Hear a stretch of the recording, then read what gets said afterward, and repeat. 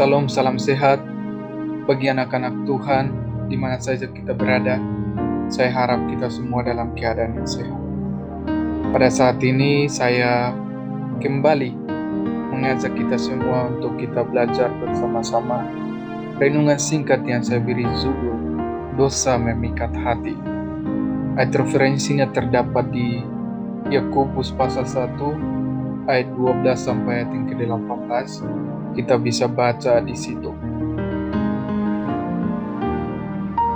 Di Yakobus pasal 1 ayat 14 sampai 15 di situ dikatakan, tetapi tiap-tiap orang dicobai oleh keinginannya sendiri, karena ia diseret dan dipikat olehnya.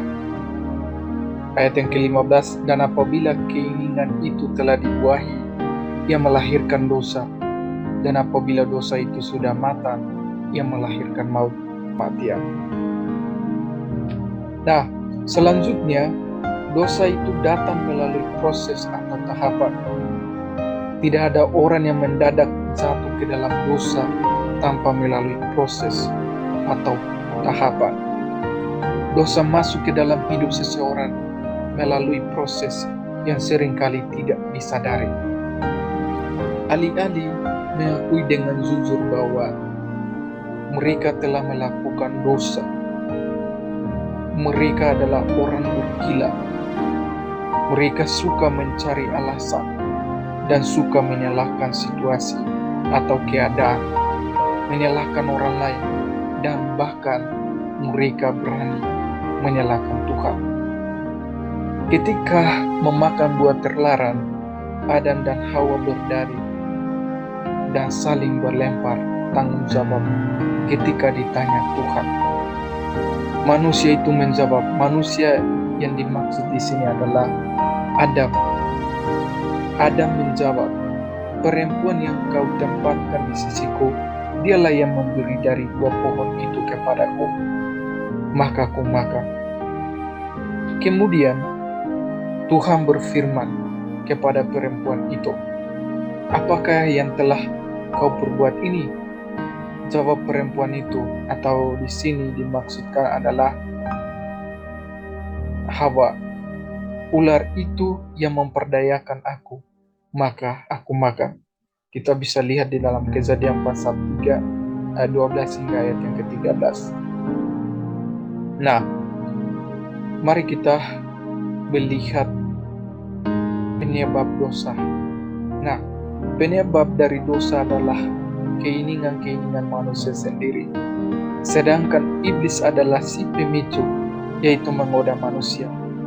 Iblis selalu mencari celah kelemahan seseorang dengan menggunakan situasi, orang lain, uang atau materi untuk menggoda.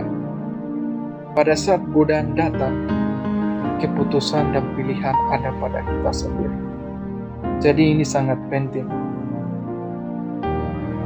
Seringkali kita menghadapi godaan di dalam kehidupan kita, tetapi keputusan atau pilihan itu di diri kita masing-masing. Apakah kita akan menerima hal-hal yang ditawarkan oleh iblis tersebut, atau kita bersikap tegas untuk menolaknya? Kalau kita menerima dan terus mengimajinasi apa yang ditawarkan iblis, maka keinginan-keinginan kita akan menjadi semakin kuat. Akhirnya kita terpikat dan terseret untuk mewujudkan keinginan-keinginan tersebut dan menghasilkan buah dosa. Nah, Yakobus mengatakan bahwa dosa yang dilakukan secara ulang-ulang atau secara matang akan mengakibatkan maut dan kematian. Sukacita menjadi mati, harapan menjadi mati, pintu berkat menjadi tutup, dan sebagainya. Jalan keluarnya bagaimana? Kita harus mengatasi godaan sejak awal ketika imajinasi yang salah itu muncul. Karena itu, matikanlah dalam dirimu segala sesuatu yang duniawi, yaitu percabulan, kenajisan, hawa nafsu, nafsu jahat, dan juga keserakahan yang sama dengan penyembahan berhala. semuanya itu mendatangkan murka Allah. Aplikasi bagi kehidupan kita saya ambil di buku Markus pasal 14 ayat 38. Di situ dikatakan, berjaga-jagalah dan berdoalah supaya kamu jangan jatuh ke dalam pencobaan. Roh memang penurut tetapi daging lemah. Jadi marilah kita tetap berjaga-jaga. Marilah kita tetap setia untuk berdoa.